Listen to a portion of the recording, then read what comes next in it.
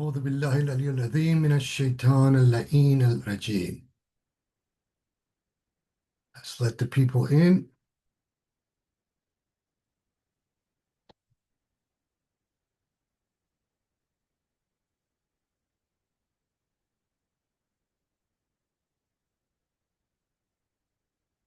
Sun is coming in.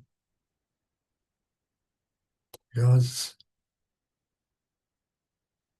Anybody else? Only that many people for the last session?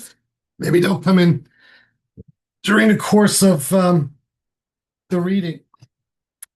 All right, folks, here we are in the very last session of our Mulla Sadra reading. Hassan and Jeff wanted me to also read the concluding testament. Here's what I recommend, because we've already read it. And it will, if I read the concluding testament, it'll just eat up too much time into the questions.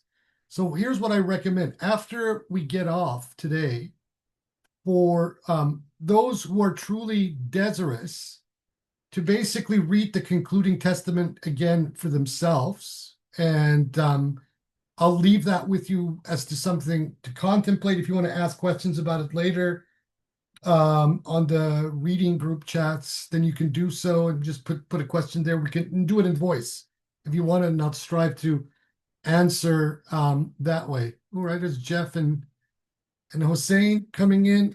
All right, so let's just get cracking into this final reading. Number 16 of the third mashriq, part C. The principle concerning the matter of the embodiment of actions and intentions on the day of the rising or resurrection, and the allusion to their matter and form. Before I start, I should mention here that towards the final half of this section by Mulla Sadra, I fundamentally disagree with his entire notion of matter. And that should probably become obvious to people who have been following some of the things that we're saying. He takes prime matter or prima material as pure passivity. I take prime materia as total, absolute activity. And I get this from the Al-Ahsai and the Shaykhi metaphysics that turns hylomorphism or the matter-form dichotomy on its head, where matter is active and form is passive. And what the Sheikh Al-Ahsai does that is absolutely profound and is totally consistent with the worldview of Mulla Sadra himself. Said Mulla Sadra just articulates something else, is that Al-Ahsai attributes or corresponds universal matter to wujud, and form or mahia to its opposite, to the quiddities. So this, to me, this kind of reverse hylomorphism makes a lot more sense and is far more consistent with the notion of wahdat al-wujud, the unity of being, that even Mulla Sadra himself is articulating it. As I've mentioned elsewhere, even though Ibn Arabi himself, at least on the surface of things, is articulating a standard peripatetic Neoplatonic hylomorphism in his formulation, yet when you read Ibn Arabi very closely, he himself is articulating a form of reverse hylomorphism. Let's just get cracking into this. Principle concerning the manner of the embodiment of actions and intentions on the day of the rising or resurrection, and the allusion to their matter and form. Note that every external form also has a distinctive manifestation in the place proper to the soul. And every form in the soul and every deep-seated habitual disposition also has being in the external physical world.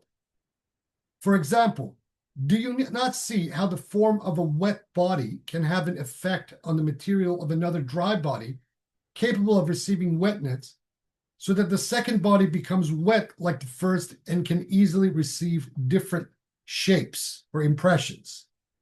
But if this same wet body makes an impression on another non-corporeal matter, like that of the powers of the senses or the imagination, their matter is also affected by wetness. An example being that you can think about being wet, you can think about jumping in a pool, you can think about, and in that thinking you are wet, right? So the quiddity of wetness, the essence of wetness, is occurring on a plane different than even the physical, right? So this is a quiddity. But it does not actually receive this influence and become damp like the wet object, as in literally. Although it does receive the quiddity of wetness, only through another form and another image. Similarly, the human power of intellection receives still another form of it in another mode of being and manifestation, although the quiddity of wetness is one and the same. The single quiddity, therefore, has three different forms in the three realms of corporeal, psychic, and noetic being, each of them having its own distinctive being and particular determinate manifestation. Now, considering the difference in the status of the three modalities of being with regard to a single quiddity, extend that distinction to the modes of manifestation and being of every other particular quiddity and essential meaning. Then you will not be surprised if anger, which is a quality of the soul, might become a raging fire if it should come to exist in the external world. Or that if knowledge, which is also a quality of soul, were to come to exist externally, it would be a spring in paradise called Salsabil. Or that those who wrongfully consume the property of orphans might be transformed in the realm of the other world into stomachs, eating a fire that burns them up on the day of judgment. Nor would you be surprised to see that the love of this world, that is the carnal desires, and that here are characteristics of the soul, might become serpents and scorpions biting and stinging their possessor on the day of the rising. This amount of illustration should be sufficient for the discerning man to have true faith in everything that the lawgiver has promised him and warned him against in the other world. Everyone with a capacity for intuitively grasping knowledge ought to consider attentively the attributes of the soul and the way they give rise to external effects and activities. Now, if you're a Jungian, you would immediately recognize what Mulla Sadra just said here as being the archetypes in the psychological state. Like, for example, the shadow, the light, this, that, the various mythological archetypes that he deals with on a psychological level. This is effectively saying the same thing, but on a little bit higher metaphysical plane.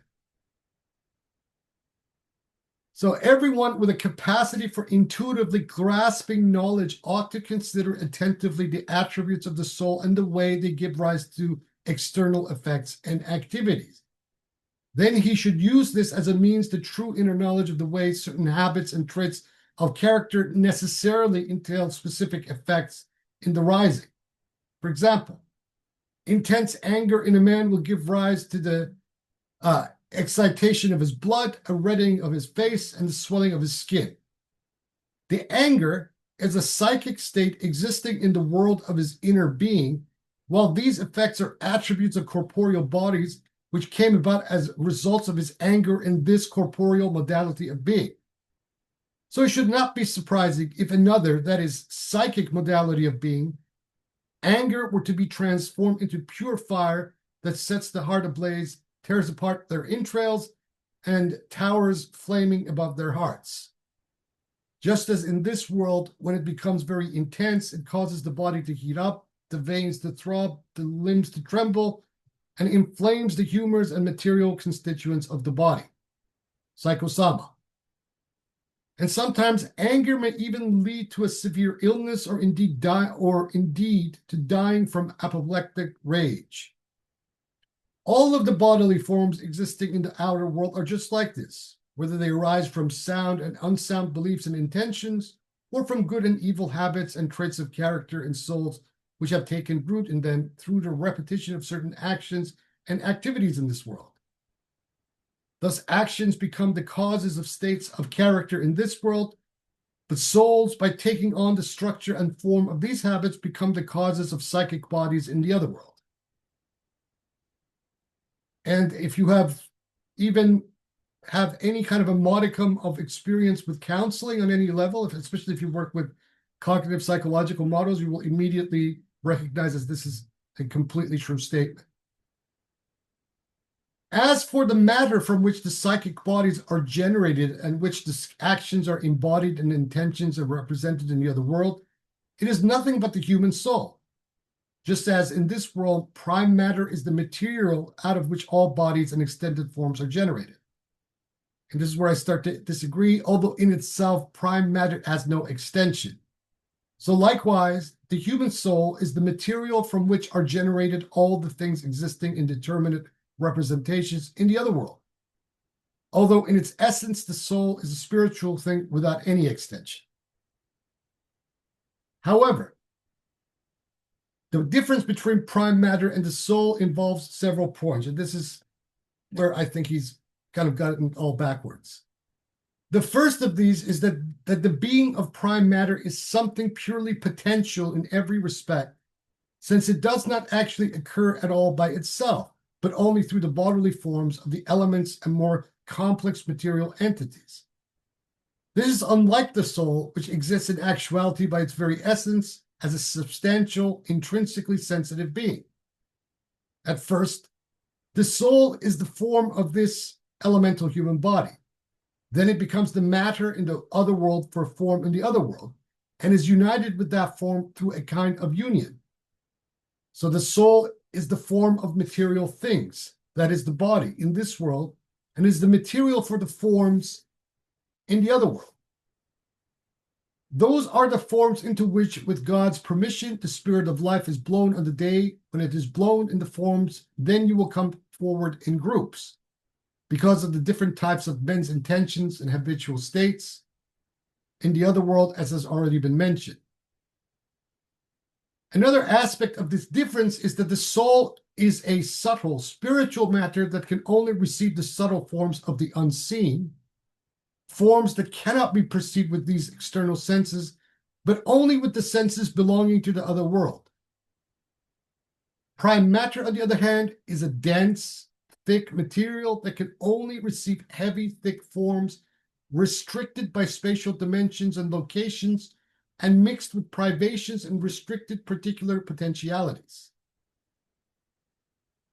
Another difference is that prime matter receives its forms and generated states in a passive manner by way of continual changes, motions, and transformations occurring to it. But the soul receives its forms, which are already deeply rooted in it, by recalling them and summoning them forth out of itself.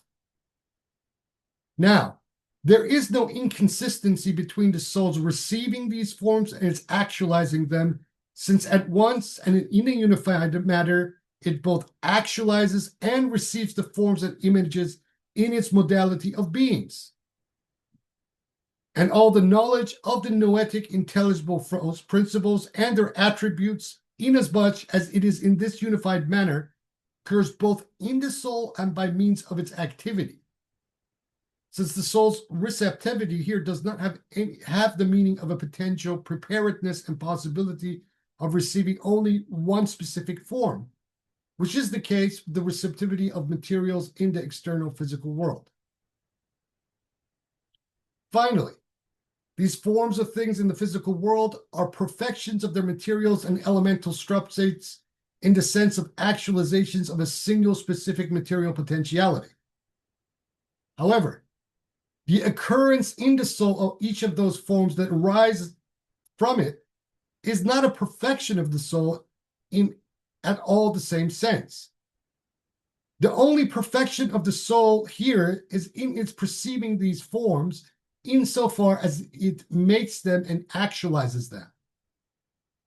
But there's a firm and obvious distinction between these two senses of perfection.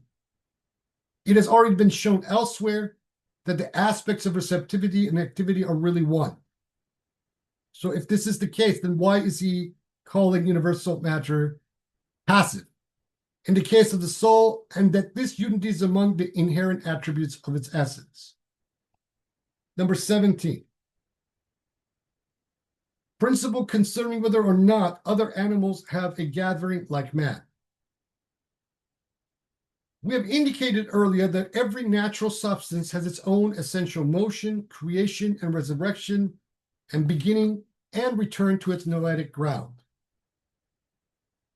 And the philosophers have established that all natural things have certain ends by essence, just as they have established that they have certain essential beginnings. And everything returns to that from which it began. So the bodies return to the vegetal and animal powers. Those powers return to the soul. The soul returns to the noetic spirits, and the whole returns to him. May he be exalted. As he said, do not all things come back to God? And all of them are returning to us. Therefore, he who knows whence he comes also knows where he is going.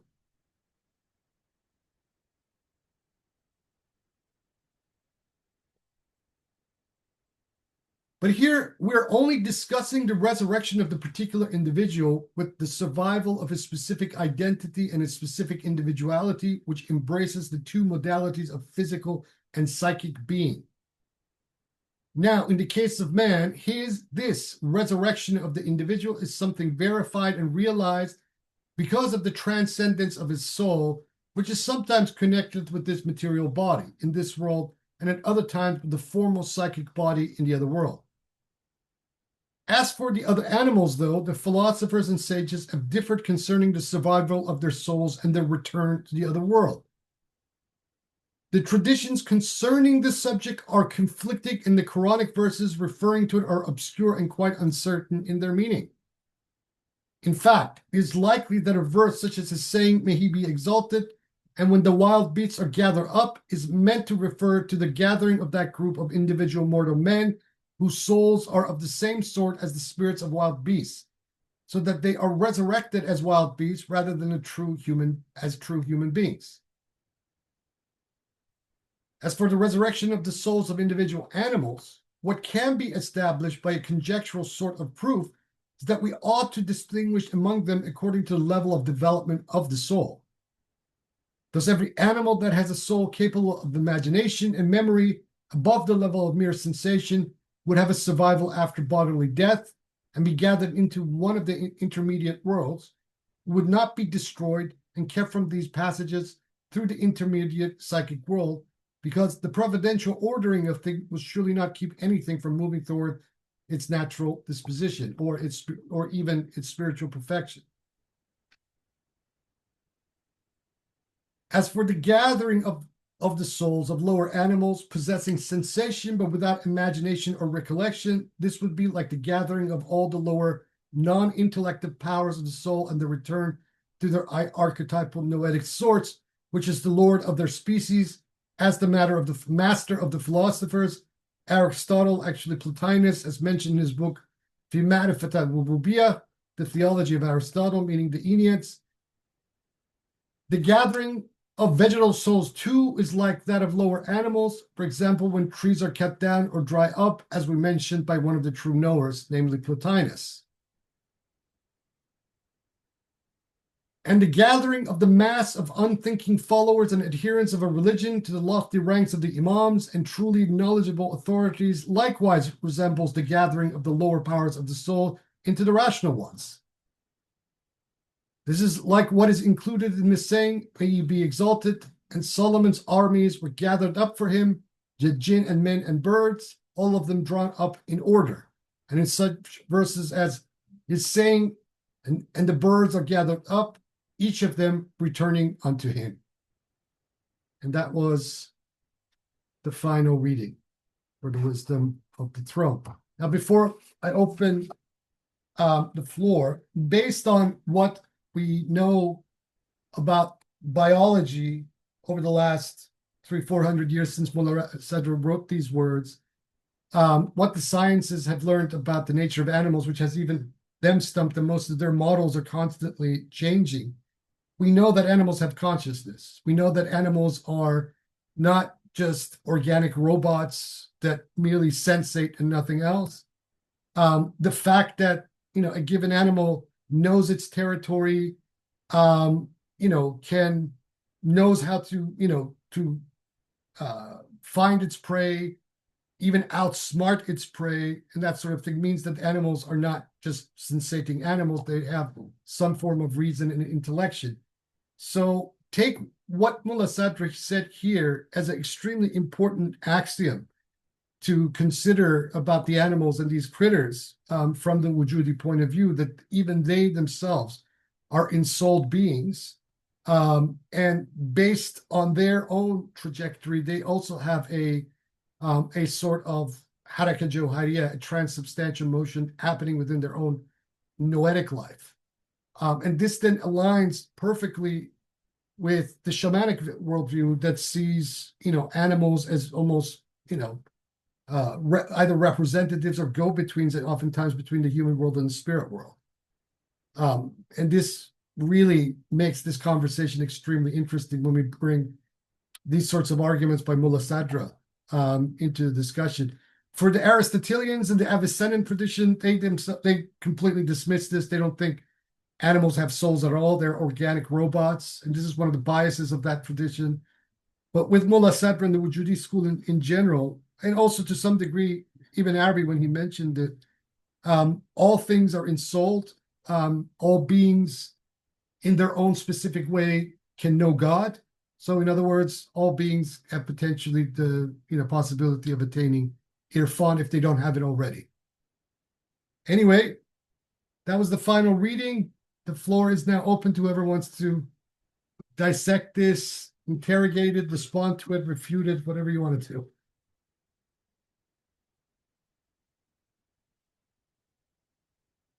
Jump in, whoever wants to go.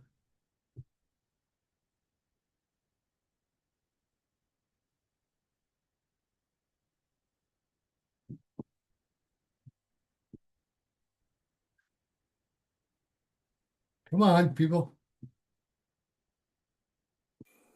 This is a bit of a request, Sheikh. Hope you're doing well today. Great. I'm doing quite well. Thank you for asking. I was wondering if you could unpack a bit more of your disagreements that you have with Mulla Sadra concerning the primacy of matter and whether it is active or passive in its, capabilities. Okay. Within this tradition, Mulla Sadra, first of all, we have to say that Mulla Sadra is a Platonic idealist. So he takes the material world and the spiritual world as being on one level of analysis incommensurable. So you cannot, and this is why, within this particular way, this Platonic idealist kind of worldview, which you sometimes even see articulated by certain Sufis, the material world is a bad place, we have to transcend it, that sort of thing.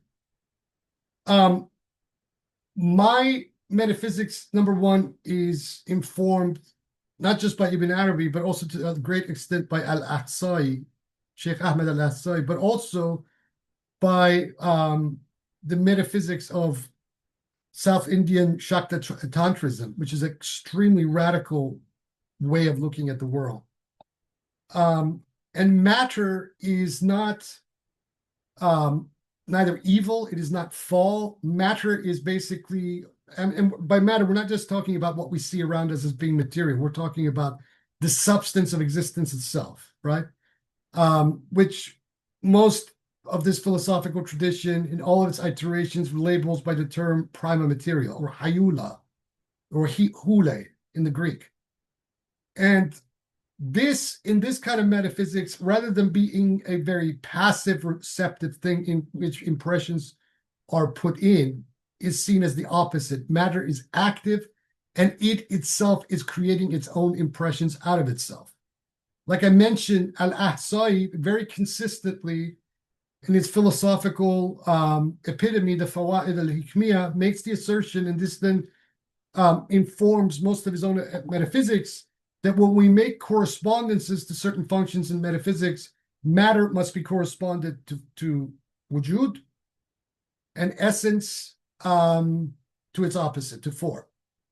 And if we are talking about the primacy of being, then matter is active principle. It is not a passive principle. It is not, the patient. It is the actor itself, such that the then forms in this trajectory become the becomings of matter.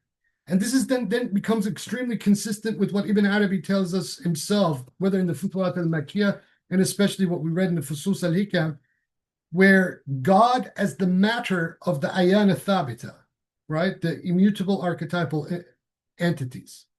If they are contents merely in the mind of God, then their essentialization and the way that is, usually unpacked by some of these philosophical commentators of Ibn Arabi becomes extremely problematic, because he's telling us that these things don't exist, yet existence is God. So then the question is, then by virtue of what do we even posit, even from an intelligible perspective, existence to these immutable archetypal forms? The only resolution to this question is the one that holds matter to be primary and to be the actor, and the forms to be the passive recipients of that, right? But this process is coextensive, because if we take forms as the becoming of matter, then these forms are merely iterations of matter becoming, if you would, right? But then this still places matter as the primary agent, the main actor of things. So that is my difference. Mulla Sadra is articulating the very opposite of this. And in the semantics of the way that Mulla Sadra unpacks this problem, he inadvertently introduces a dualism into his equation. And this dualism is explainable given the fact that he's an idealist. So there is a difference, there's a gaping abyss between the ideal of something, whether we take this in the Platonic sense as the eidai, the Platonic forms, and their physical instantiation.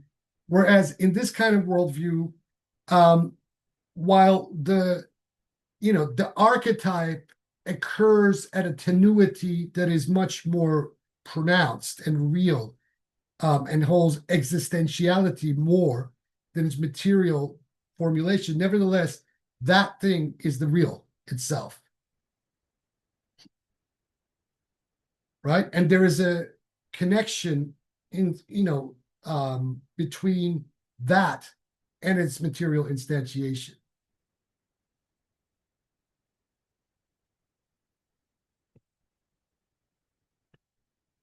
Okay, I see. So, I guess is reality sort of like an emergent thing that happens from matter, or am I misunderstanding something? Yeah, well, reality, it's even, to use that language can be a little bit misleading, because we're saying that universal matter and reality are ultimately the same thing, and that the materialization of things is the reality in motion. It is the becoming of reality with a capital R. Okay, I see. That makes a bit more sense. Thank you.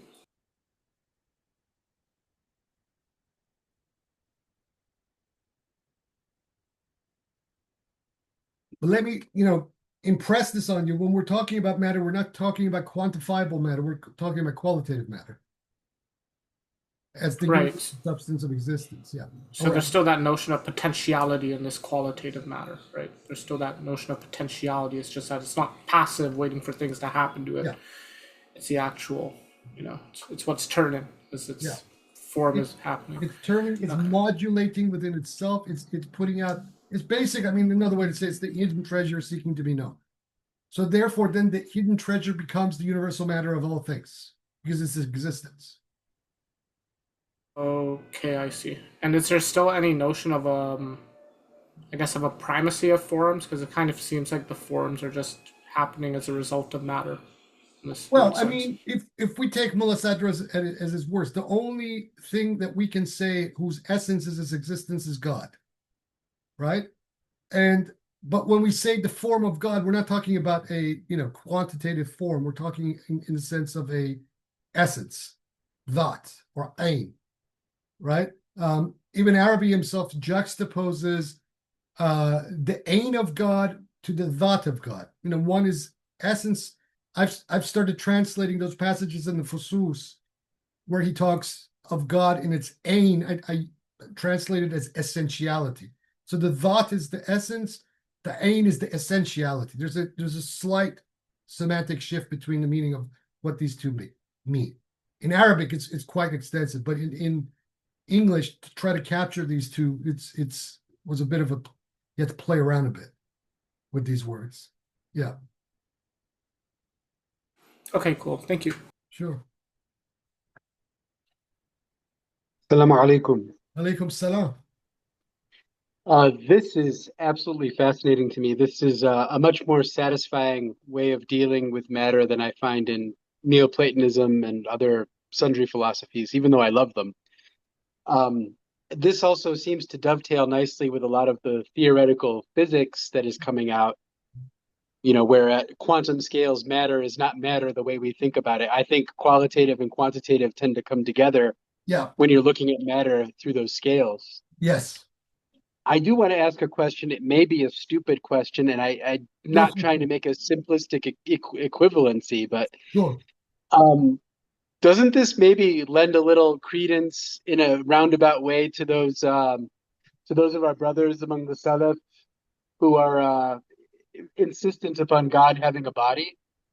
I mean, in a very roundabout way, not in a literal way. In a roundabout sort of way, if you look at those verses as symbolic, then yes, I mean, or forget about the Salaf. Let's go to the Hechalot, the Shir Kuma literature that Mhm. wants to measure, the throne, the footstool, and the shape of God. This is the ancient Gnostic Merkabah system.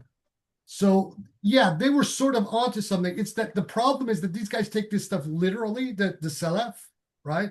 So Right, right, God becomes a literal man, and rather than sublate and transpose that kind of anthropomorphic imagery into an esoteric one, such that if God has hands and limbs, then we're talking about the insan kamel. They can't admit to right, that, so they take the Godhead as being a man rather than the insan kamel being a man. That's where the problem begins and ends, right? So right. They never transcend the level of crude anthropomorphism. yeah, rather than looking at theomorphism, they're looking at it from an anthropomorphic kind of comment. And there's a difference, sometimes a very radical difference between a theomorphism and an anthropomorphism. There's a real difference between these two.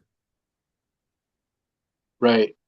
And then within this framework too, if I understand it correctly, the forms that we would, in a Neoplatonic framework, we would consider transcendent of the material world. The forms are really immanent within Yes, the framework of active matter. yes, because they're not non-localized. See, this is the problem that Platonism, until Sohrawardi, and then leading up into Mulla Sadra, and then finally with Ahsai, didn't quite fully resolve because it was trying to always spatial or localize the ideal forms on another realm. So they're creating distance, which is I find a little bit, well, why is that? Why are we putting a distance between the ideal form and its prototype? There must be an entelechy to that material instantiation that is animating it, that has no localization. And Mullah Sadr himself is several times in these last two sections is sort of admitted this. There's no localization, it's everywhere, right? So if it's everywhere, then this, at least all we need to do now is to basically tweak the Aristotelian concept of the entelechy, right? And that begins to explain the forms, and the way that Sohrawardi began explaining this, which Mullah Sadr then indicates here in this chapter, is the Lord of the species, the Arbab No.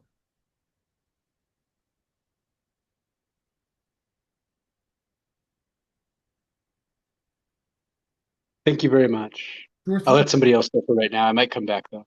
No worries.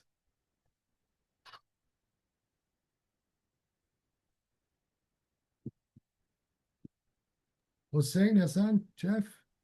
Uh, I do have a question. I just want to read a sentence that I liked, but I have to admit that the whole reverse holomorphism, I'm not really, I don't have that down pat yet, and it kind of confuses me when it's brought up. For some reason, I'm having a hard time getting it straight. So, like for example, in this principle 16, I believe, where he says, however, the difference between prime matter and the soul involves several points, and then A, B, C, D, E, A, B, C, and D. So it's this sentence in A. Hmm. So the soul. So I just want to know if you would if the reverse holomorphism um, voids this sentence, or if this sentence is okay. Um, so the soul is the form of material things, that is the body in this world, and it is the material for the forms in the other world. No, it doesn't negate it. It actually supports it. Okay, The problem with Sadra in this paragraph is that the active passive element is a little bit vague or confused and contradictory. okay, So if you are saying the soul is the form of material things, that is the body in this world, and it is the material for the form in the other world, which is Sheikh Ahmad very easily resolves this problem, then why do you say that the primal matter is passive and pure potentiality rather than activity? right, right. Yeah, he does seem to be saying a couple of different things at the same time here, and later on he kind of almost admits it, where I can't point at any particular examples, but he does kind of get to a point where there's a union, like this ambiguous union at some point between the forms and the matter, Hmm. and like you said, like you were just saying, it's uh well, anyway, I lost my train of thought there. So I just wanted to point out that specific sentence because I really liked that. And for me, I'm looking for, in light of reverse holomorphism, I'm going rereading it again, trying to scan through it quickly and trying to see where there's contradiction and where there's agreement. And I can see that it's not so cut and dry. So we can't just erase that whole section. I mean, there is some truth to what he's saying, and or some agreement, I should say. Yeah, there's a lot of, Right. I mean, most Yeah. of what, although we did have models of reverse hylomorphism in some of the early Ismaili theosophers. Um, what Mulla Sadra is doing and what Ahsai follows a lot of Mulla Sadra despite arguing with him quite frequently. So this revolution in hylomorphism with Ahsai comes from his reading of Mulla Sadra. But this reverse hylomorphic model was already present in early Islam, during the early Fatimid period with some of their thinkers. So it's not something that has never been said or done before. Um, what it does to the world, it makes the world a lot more dynamic when you have a reverse hylomorphic scheme, right? Mm. And so universal matter as corresponded to existence, then, in my opinion, allows somebody to start to understand the layers of the primacy of being noetically a lot more deeper than otherwise, right? Mhm. Because with the Platonic idealism, the problem with it is that everything that is informed, eniformed rather than informed in this material world is a fall. It is defective. It is not the archetype. Whereas Right. what reverse hylomorphism is saying is that there's no defectiveness here, Right. right? This is just, it's like, it's the analogy then becomes very much almost literal between the sun and its rays, Mhm. right? I mean, you can argue that the pointy far end of um, of a sunlight is defective in relation to the source, which is the sun, but that's kind of a judgment rather than it's still what emanates from the sun. Right. And also it implies like just a one direction only, like just a one directionality downward Yeah, and without any kind of reciprocation upward yeah. in a way, if that makes sense. And Sure. so, yeah, okay. Yeah. All right. I'll let somebody else This, have the this, floor here, but I'm this still also thinking about it. what it does, which then becomes kind of a contradiction to Sheikh Ahmed because he's really trying to make God transcendent, but I don't do that. I mean, transcendent in a very radical kind of way. I think the implications of reverse hylomorphism um, support what Ibn Arabi and Mulla Sadra are trying to say in regards to ontology. a lot more than what, cosmological dualists would like to hold. Because it then makes God present, albeit hypostatially, in the world in a much more imminent kind of way. Right. Right? Right. Yeah. In the sense that if matter is constant becoming, right? And that becoming's motor, the ghost in the proverbial machine, is God itself, then everything is in God it. Right now. Yeah. Right. Exactly. Okay. Yeah, I totally agree. So basically, we want to avoid the concept of a dead matter that's like you said, evil or defective or dead or meaningless or whatever, because that negates the whole ungoddedness of Yeah. it. That negates the whole ungoddedness of it. Um, I mean, there's a lot of unpacking to do on this philosophically. And as Nate just mentioned, a lot of quantum mechanics is actually kind of going into that direction, which I find extremely fascinating. So, which means that the kind of ideal, models of idealism that we've had in philosophy, and this also exists very strangely enough in systems like Immanuel Kant. His metaphysics can also be called idealist. The fact that he makes this rupture between noumena and phenomena is extremely idealist move of reasoning.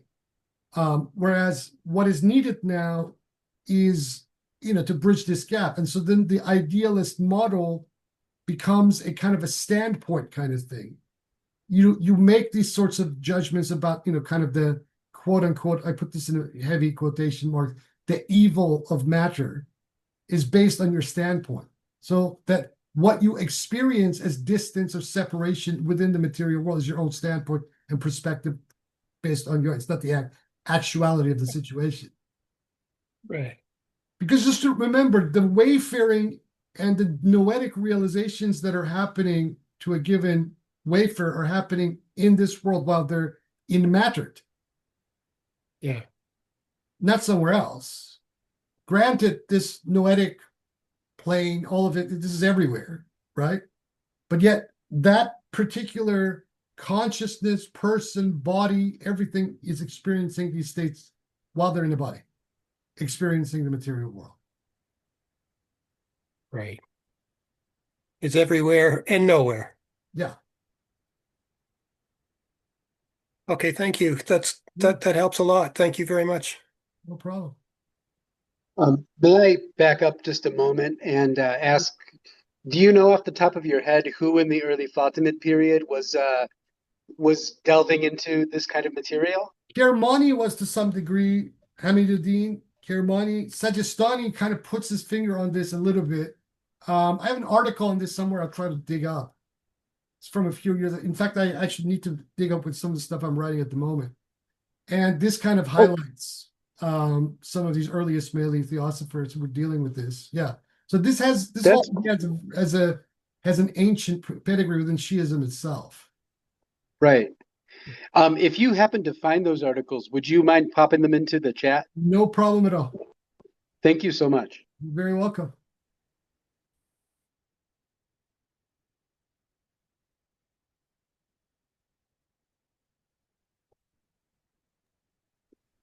Is the Platonic system, is that more like a relational idea of correspondence between the ideal and a example of its species in the material world? One part of it is one part. If you take just Plato literally in his dialogues, like the Timaeus and the Phaedo, and parts of the Republic, then what we perceive of reality according to him or according to those dialogues, because things kind of change a little bit and go into a completely different and more interesting, from my point of view, direction in dialogues like the Parmenides, is that the material world is like a bad copy of the world of the forms, right? The perfection exists in the idea, the world of the ideal forms. But this, we're kind of this is like the boondocks of Cooper. It's like a bad reflection of it, right? And so this perspective is called idealism, right? But like I mentioned in some of his dialogues, and particularly a very specific one, the Parmenides, there's a completely different kind of vision presented that is far more dynamic and less. Actually, it's very Zen in the way that it's delineated. Now, scholars have debated whether these are Plato's actual views or whether he was just reporting what he thought he knew about Parmenides, etc. Those are academic, but yet that dialogue is a Platonic dialogue. It's one of his dialogues. So say in the Timaeus and the Phaedo, we have one kind of vision of things, where there's a kind of an inconceivable connection between the idea or the ideal reality of thing versus its prototype in matter. And then another view, which could be called realist, which is the one that is pontificated in the Parmenides. Is the Parmenides, is that a name of an actual Greek? Yeah, that's one of Plato's dialogues. Yeah. Yeah. Okay. Yeah. And would you say the reverse hylism, Hylomorphism. hylomorphism is more like a coherence? Yeah, in a sense, it's a coherent. See, this is what Platonism and a lot of the Abrahamic mysticisms, and particularly in their Gnostic form, either didn't resolve or found themselves falling into fallacies, right? They take the material world as bad. There's something wrong with this world, and so then the extrapolation is, well, the nature of matter is this, and so the matter is bad, and so, in order for us to be saved, whether philosophically or whatever, we need to escape the world of matter. But when you break the problem down and keep breaking it down and keep breaking it down, the problem is not matter at all, right? The problem, like I said, is the standpoint about matter. And this standpoint in itself can be argued are impressions. So therefore they're forms. They're not and materia. Okay? It is not hylic. It is it's an impression. So it's a quiddity. So even like I take this even from what Mulla Sadra says at the very beginning of the 16th passage of this third section, final section, that he uses the example of wetness, right? And where the quiddity and the essence of wetness is transferable not just from the physical world, but also into the noetic and mental world and psychic world. So if that is the case, then any view of negativity about the nature of the plane, the panorama of materia, by definition, should also be in essence a quiddity in itself, rather than the true fact of the matter. So it is a projection, right? It is an aspect of matter's own becoming, but is not the totality of what it is. Does the projection also become a reflection back into the noetic, or to the noeticizer, the one who is actually perceiving it? So the judgment is actually coming from that angle. It's not the thing in itself. So where did this infection of imperfection come about? This Gnostic kind of. If you ask me, I would say that the Abrahamic traditions are spawned this entire narrative. I mean, if you go, from the very first story of the book of Genesis, humanity effed up by virtue of its fall, by making a very innocent kind of faux pas, or it wasn't even that.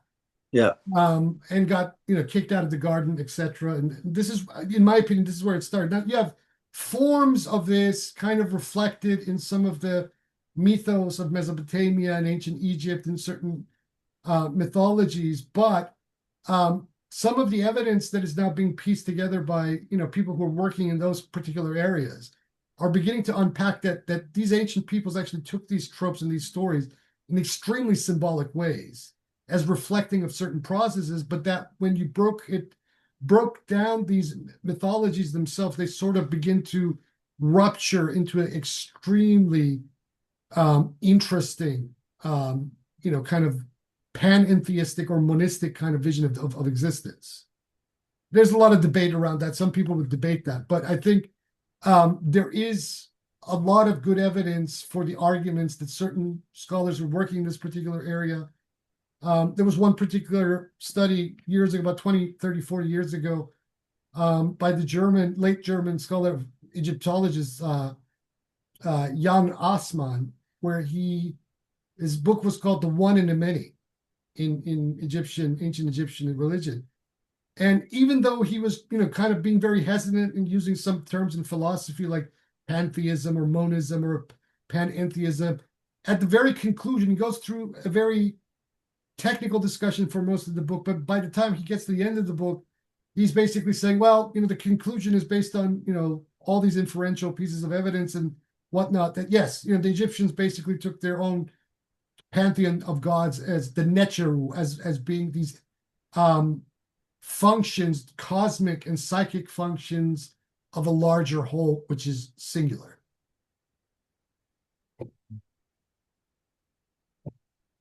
In other words, these ancient peoples, especially of the Near and Middle East, had a much more sophisticated cosmology and metaphysics than the Abrahamic traditions that inherit. I mean, we know this because, Judaism inherited quite a fair bit from the people of that region, whether the Mesopotamians or the Hittites or even the ancient Egyptians. And then during the period at the tail end of the Babylonian captivity and then immediately afterwards, they basically took wholesale all kinds of ideas from the Iranians, from the Zoroastrians, and then Judaism became what it became in the Second Temple period in that form. Is that where the salvation, the primacy of the human over other life forms comes about?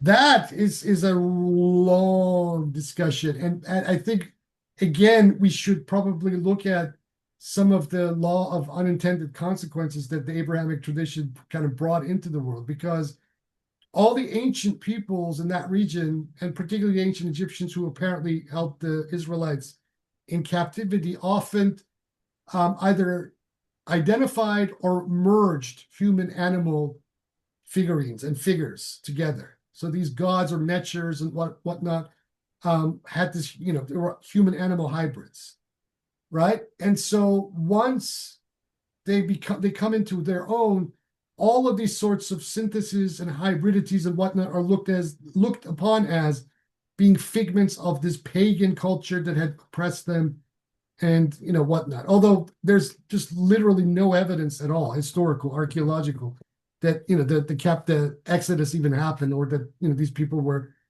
ever held captive in Egypt. In fact, the evidence shows if in fact the identification of the Ibiru is with the Hyksos, this invading nomadic people that came through the Levant and the Sinai and invaded Egypt during the second intermediate period in between the Middle Kingdom and the New Kingdom, then these people were imperialists.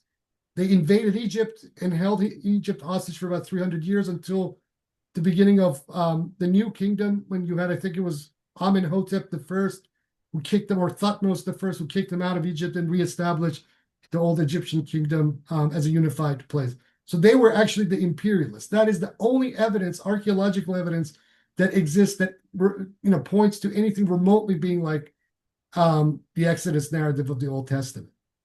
So where's Musa figure in all of this? That's the question. Freud had this theory that Moses was Akhenaten. I had a gentleman, this is going back 25 years ago online on email, who claimed to have been an Egyptologist, and they had found all kinds of evidence in Amarna for the existence of a Musa, etc., who had been a disciple of Akhenaten. Nothing ever came of it. None of this was ever proven, etc. But I think to some degree, the theory that Sigmund Freud presented has maybe an eighth of validity to it, because in that particular region of the Levant and North Africa, what is it? It's about 1400 years before the Common Era. You have this pharaoh that all of a sudden decides overnight that he's going to displace all the gods, of his forefathers and establish a single, kind of a monotheistic God. All the other gods are false. There's only the Aten, and it's symbolized by the sun. So what Freud was positing may be partially true. What I am saying, and what some other people are saying now, is that Akhenaten represents a composite of certain trends that were occurring in that part of the northern Near East and or the Near East, North Africa, or MENA, that eventually birthed the kind of Judaism that we know today, or that came out of that kind of melting pot.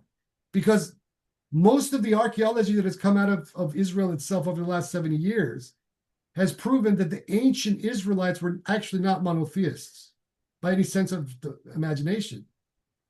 There's been, all kinds of clay figurines and whatnot have been found, going back to roughly the Solomonic period, where, there's Yahweh and there's his Shekinah, and they're depicted as two completely different entities.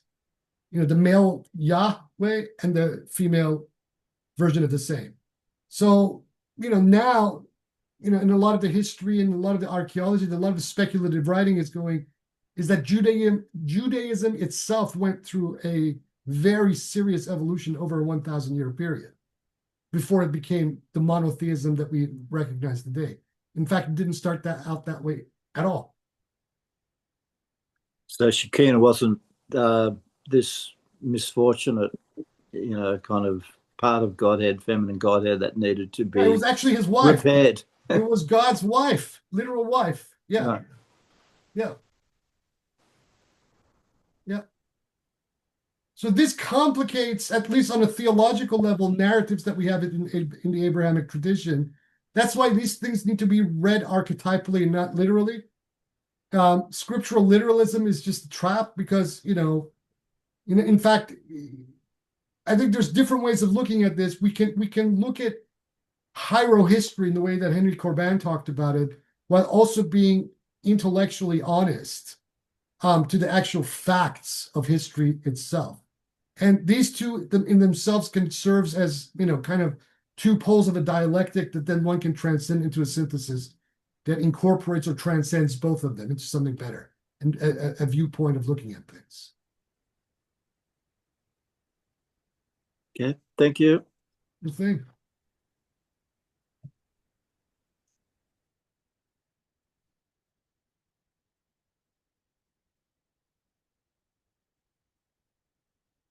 Hussein?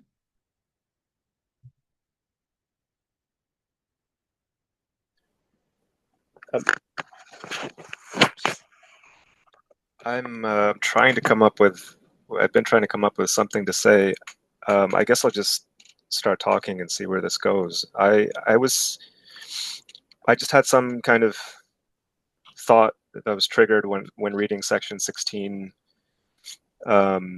thinking about how the same quiddity can be manifested on different levels of being for Sadra. For like anger can be a fire in the imagination, or knowledge can be a spring.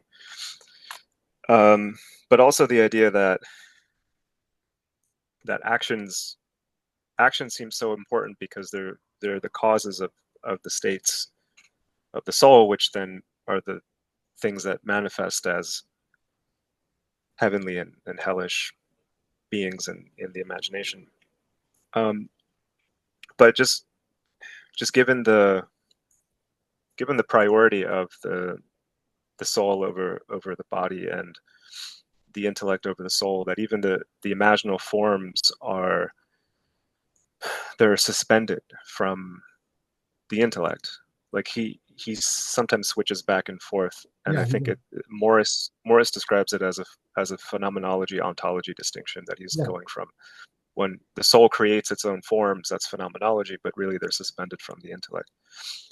So I'm just thinking about this, and I mean, it seems like if we take that logic seriously, that and this is, I think, where it also gets kind of tantric again, because it's like all of our emotions are actually rooted in the intellect.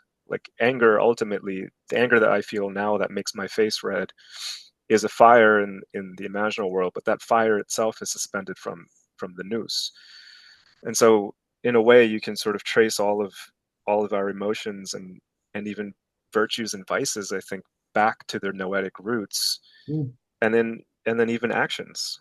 So it seems like this is a completely like emanationist understanding of emotions, habits, and perhaps even actions, that all actions are really just manifestations of intellectual forms. Or the way that Ibn Arabi puts it, they're manifestations of the names in particular Right. law. Yeah. Mm-hmm. So it almost seems like it's like everything is theurgical, like on this kind of Platonist account, like all action really is ultimately theurgy, because it's all descending down from it's all beyond. or, you know, to use that word literally, it's all God work. Mm-hmm. Yeah, that's it. I just had this sort of train of thought. One other thing I could ask about is when we talk about reverse hylomorphism and reading Sadra through that lens and seeing where he might fit with that description when he deviates from it. The one distinction that I think he has in common with Ahsa'i is that for him the elemental, or the gross elemental body, to be specific, is an accident, and there's a subtle elemental body which is essential and eternal. Yeah, the gist.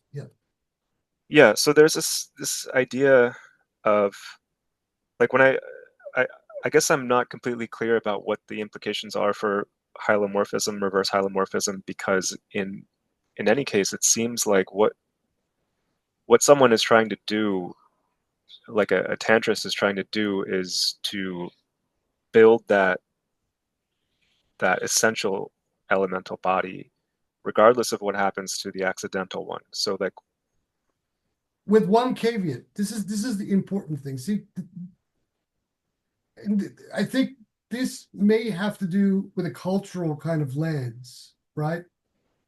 The world is not just this placeholder for the akhirah. Even the Quran is insinuating this, right? So what is the purpose of the world? Well, Ibn Arabi would answer that the purpose of the world, or at least the purpose of the Gnostic in the world, is to midwife the manifestation of the names into the human world, right? So while the person is preparing themselves in their suluk to drop this accidental body, nevertheless, one can argue that there's also an alchemical process that a Gnostic is required to do. This is why Ibn Arabi is very explicit about not retreating, but being fully present in the world. To be that constant conduit of the midwifing. I've been using this word quite a fair bit in my writing. Midwifing the reality of the names constantly into the world, rather than throwing our hands out in despair. This world sucks. The people are ignorant. The kind of animal magnetism and the material magnetism of this world is such and such. Nevertheless, there is a responsibility on the person whose noetic life has come alive, to also not just look upwards, but also look, horizontally here, simultaneously. So both horizontally into the world of becoming, as well as vertically into the eternal, simultaneously. So such that then they are actively practicing this theurgy of the names, and by it influencing things here, being that conduit for these names to actualize in whatever loci they wish to actualize, whether through the Gnostic themselves or something else, whatever it is. okay. And that in itself becomes the becoming, even though, the quantitative matter that we are witnessing now is the accidents, the arath of the universal matter. Nevertheless, there is, each thing has its place. in this ultimate divide economy. So it's not the case that we then privilege upstairs as opposed to down here. This is all part of the continuum of Allah's creation. It is part of the hidden treasure wanting to know itself. So then this would include someone who has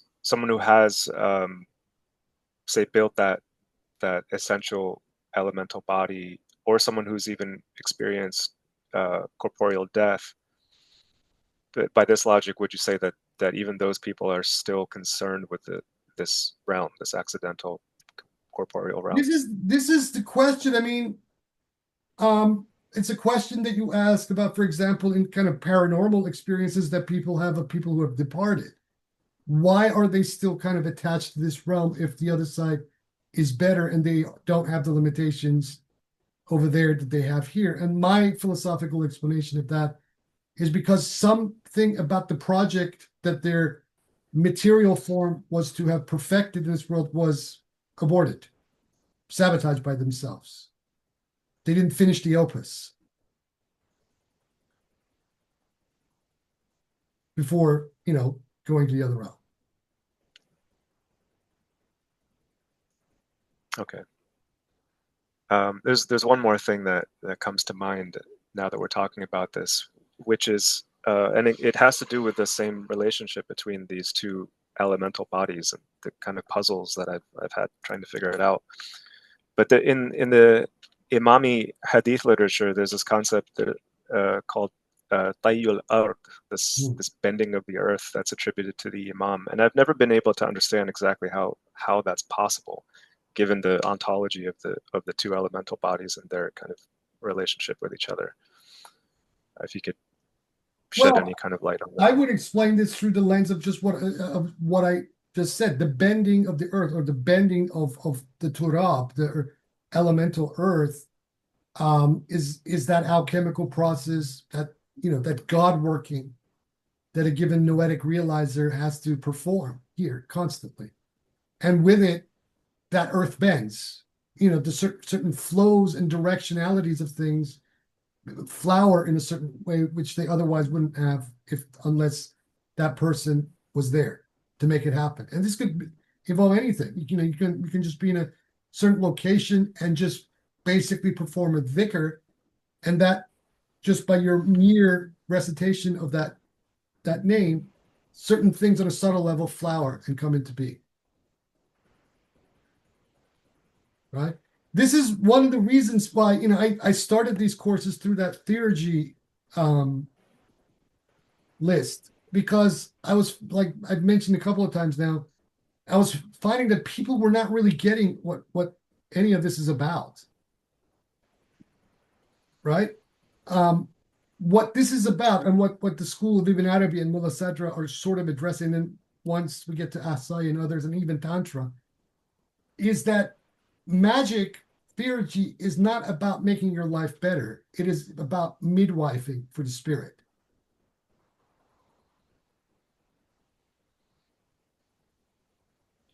To be that worker, that God worker that is constantly in the process of alchemicizing matter itself. So that is the bending of the earth, in a sense. You can interpret it that way. That's very interesting. Yeah, I was.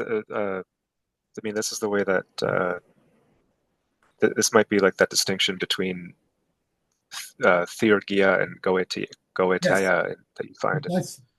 Precisely. That seems to make all the difference. It's like, are you doing it for your own ends, or are you actively trying to bring the gods down, or are you receptively doing it in a inverse way? Yeah, like yeah. And that is why Goetia, from my point of view, is not just merely summoning demons and jinn to be your slaves. It can also involve using Rohaniya itself for selfish ends.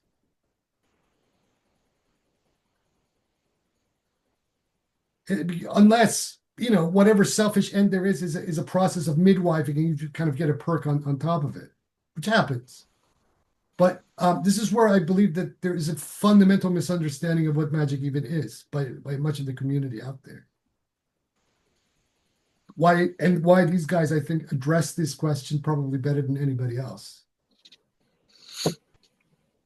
Yeah, I think there's a sense in those late Neoplatonists that any like good that comes from it is just incidental. Yes. Same with divination. Iamblichus has a whole discussion about theurgic divination, that you can predict the future like by accident. Yes. But that's never the point of those practices. Yeah. Okay. Thank you. You're very welcome. Sidi, I will.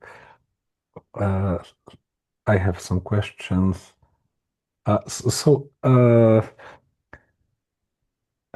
In the light of what we said about matter, can in some sense we say or transfer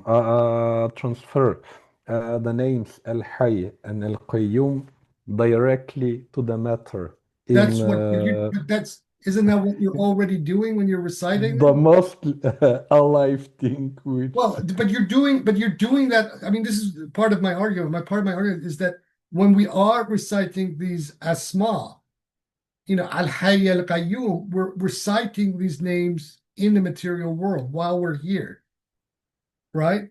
So the noetic is here and vice versa, right? This is kind of the vision that I think it's to some people it may occur as being counterintuitive, because as the human mind grows, it insists on imposing these dualities between things, right?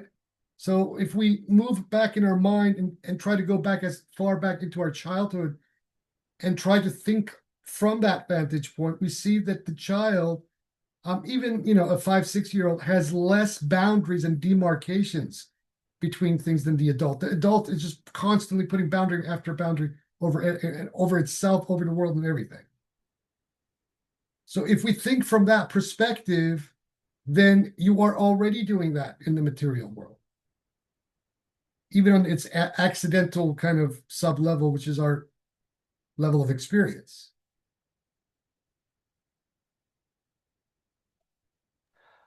The other thing, when it is said that material world is an evil world and so on and so forth, I think maybe one of the reasons of this kind of thinking and reasoning, that the material world it is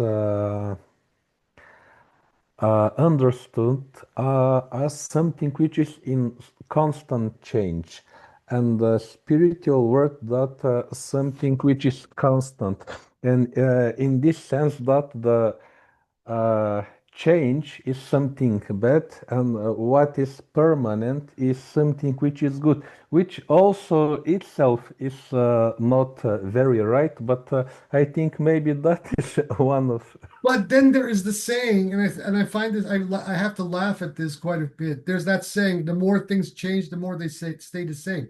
There's a lot of profound truth, but on a metaphysical level, because that becoming is the permanent. That endless, ceaseless, perpetual becoming is the permanent, is the baghi, al-baghi itself, right? And when you look at it from this kind of paradox, then none of this, becomes an insoluble problem, and it becomes quite interesting, something to explore even further beyond just intellectualizing about it, but to really experience it, though.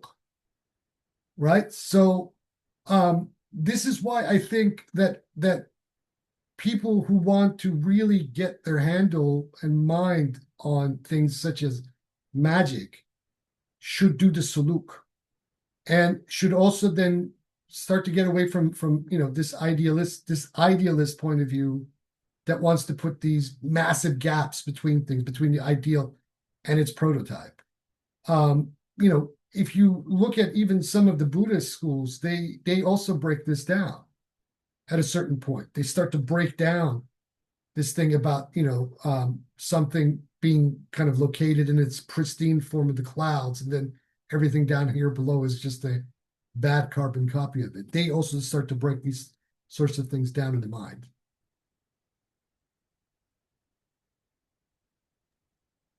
And one more thing, a little bit off topic, but so when I read the dialogues of Plato, I was thinking in the following way. Okay, here the things are set quite forward, they're very clear, and so on. If I compare, for example, philosophy of Plato with religion of Islam, what we have as Islamic theology, I thought it is so complicated, such complicated, such chaotic, such you are almost completely impossible to understand what it is all about. Not necessarily. I mean, Unless you decipher the symbols. yeah, But then in the process, I started to realize that we need uh, a symbolic system which to resonate with our souls, to be vehicle of our let's say spiritual progress. But the problem is that when we have the symbolic system, what the symbol, the meaning it has in the earlier generation, it changes to the next generation. And if you are not able to interpret it adequately for the place and time you are in, then it becomes great chaos. And that was the thing which always tortured me. That there is some very deep meaning, but this constant chaos, because almost very rarely only the spiritual wayfarers, the Sufis and the Gnostics, they are the ones who really deeply understand what it is really about. yes. I mean, and this is why Plato becomes very important to the Ismailis almost immediately. And then also in Baghdad and Iraq under the Abbasids almost immediately when they established themselves and the translation projects begin. So, and they had no problem with it. I mean, these high intellectual currents in both the Shia and the Sunni world have never had a problem with Plato. And so someone like Al-Kindi and then later Al-Farabi, etc., had very little problems reconciling the Quran with Plato's dialogues. In fact, one flowed into each other and they were reading them together. And then, with Farabi, Aristotle then becomes quite central as well. But this Aristotle of these guys was really an Aristotle that was Platonized quite heavily. Just if I put my thought in one more clear sentence, why then religion? Never mind, it is Jewish or Christian or Islam. Theology is such chaotic compared to philosophy. That is a great, great, great, great question. And the answer is because theology or kalam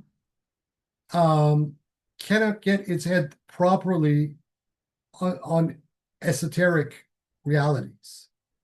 until it kind of makes that sense. So if you look at our own Kalam philosophers and you look at comparable figures in the Christian world or the Jewish world, they all suffer from the same problem in many ways. They are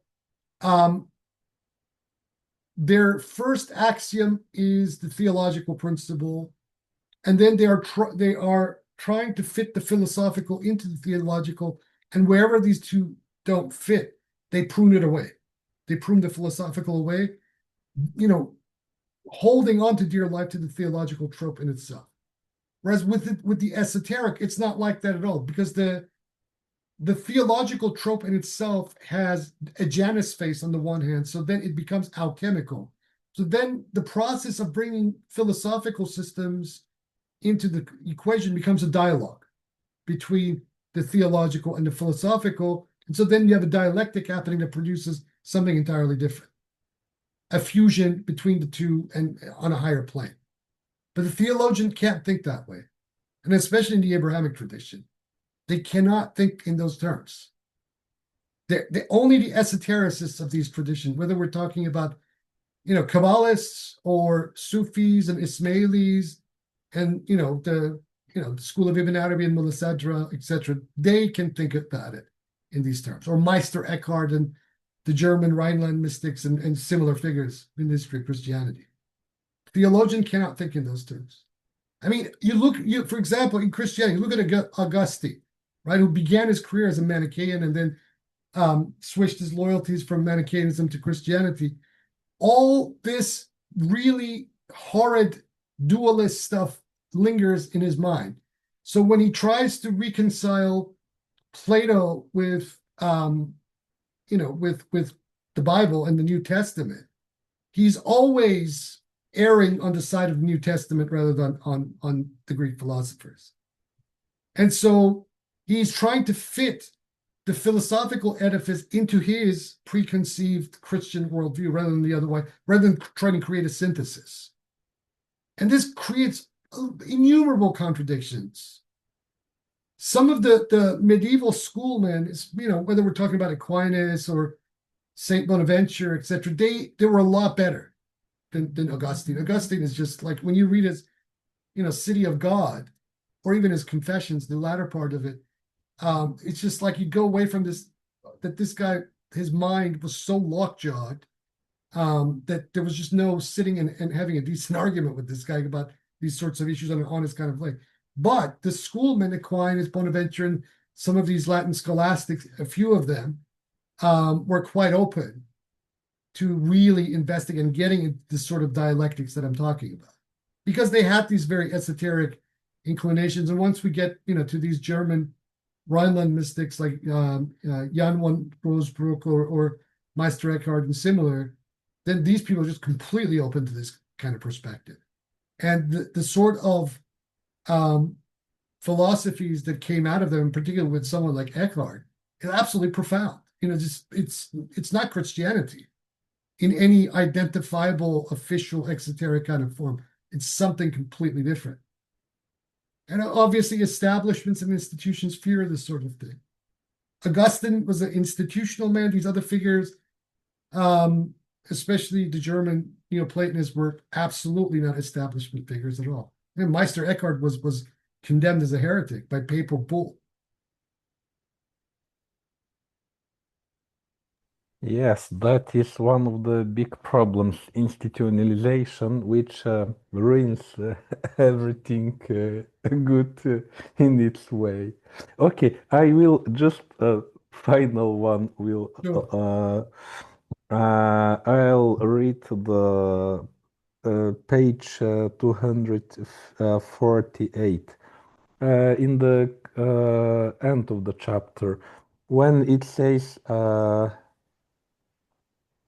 and the gathering of the mass of unthinking followers and adherents of religion to the lofty ranks of the imams and truly knowledgeable authorities likewise resembles the gathering of the lower powers of the soul into the rational ones.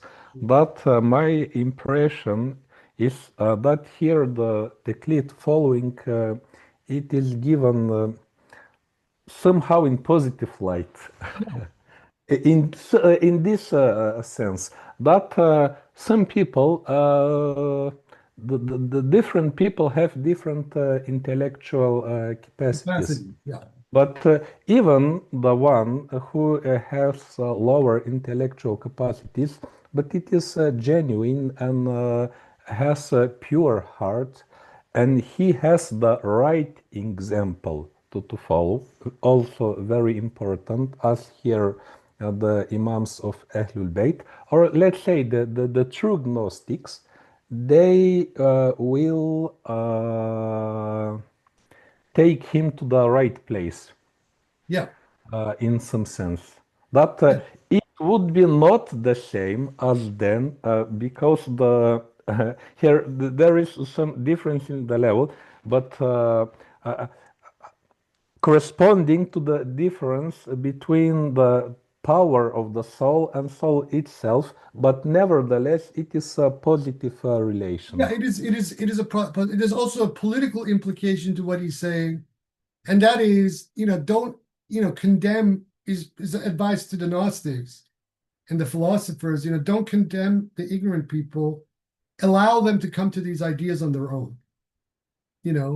Even if they don't fully understand these ideas, allow them to come to it. At whatever level of comprehension that they have, and that's why I find the final two verses of the Quran that he cites in the context of the discussion to be so interesting in the way he does it. Such that he's not denigrating these people. He's likening them to the birds and the jinn. Yes, and the Imam in the example is Solomon, Suleiman alayhi salam. Yes.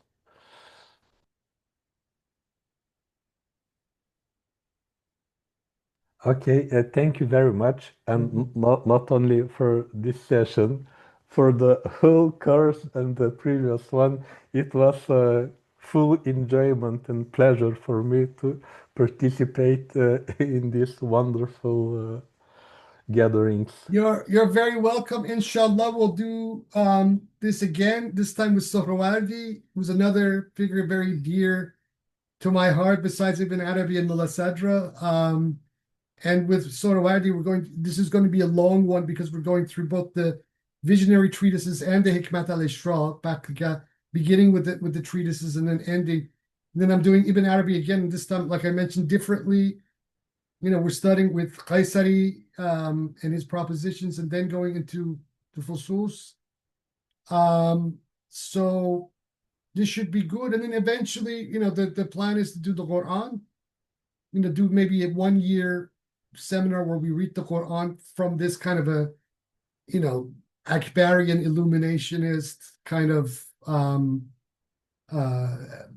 Bayani kind of perspective, and also bring in a lot of the critical scholarship and phenomenology about the Quran as well, and add that to this mix.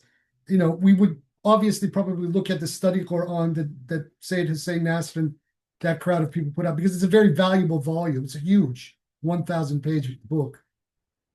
So that's basically the plan. So, we got 2 weeks as of today open, and then in 2 weeks' time, these 2 courses start. So anybody who hasn't enrolled, if you want to do it, think about doing it. I think it's very important for these ideas to be contemplated, especially in this very uncertain time that we're all living in. I think it is quite important for people to ground themselves in this rather than to give way to the hopelessness that seems to be taking over the planet. And these figures of at least the Islamic tradition give immense hope. One doesn't necessarily have to parrot them or agree with them, blindly. One can argue with them and, get into a dialectical kind of framework of because this is what also, at least for me, has brought these people alive, right? Even if I don't agree with certain things that Mulla Sadra says, or even Ibn Arabi says, or Sohrawardi says, I get into a virtual dialogue. It also, kind of takes away the barrier of time, such that, even though they might not be physically with us, they are noetically with us. hence one of the reasons why I actually invoked Ibn Arabi's own presence in the beginning of the last course that we did on Ibn Arabi. So this is where this is going. This book, to me, is a very important book, The Wisdom of the Throne. It is small. It is an epitome of Mulla Sadra's ideas. It's not the complete picture. For that, you'd have to go to the Four Journeys. But I think it was worthwhile reading this after we read the Fusus al-Hikam, because some of the ideas of the Fusus al-Hikam start to gain a little bit more sense for people. Some people were lost in the last course. So, for anybody who wants to do the Fusus al-Hikam again, this time with the hindsight of Mulla Sadra, I think you will get a lot more out of it this time. And for me, the Fusus al-Hikam is, I mean, I might be condemned for this, but to me, it's a piece of scripture. So it doesn't matter how many times you read that text, you can go back to it a million times, and it will give you a different perspective every time you read the same passage. So anyway, after this is the last for Mulla Sadra. If you want to read the concluding testament on your own, even though we've already done that, please feel free to do so. If you have any comments about it, let me know. Let's leave it here for today. I hope to see all of you in the upcoming Suhrawardi and Ibn Arabi reading. And I mean, I'm getting feedback from people who are just listening to these videos, and they're saying that they're heartened by what they're hearing and where this is all going, and they're benefiting from it. So I think the more of this sort of thing that we do, the better, Anyway, it also gets me to refine my own ideas about things that I'm writing about in the process. So anyway, let's leave it here. Thanks for everybody's participation. It was an honor to facilitate this. And I'm looking forward to Suhrawardi and Ibn Arabi again. And with that, Ya Allah, wa Ya Haq, wa Ya Rahman, until we meet up again. See you then.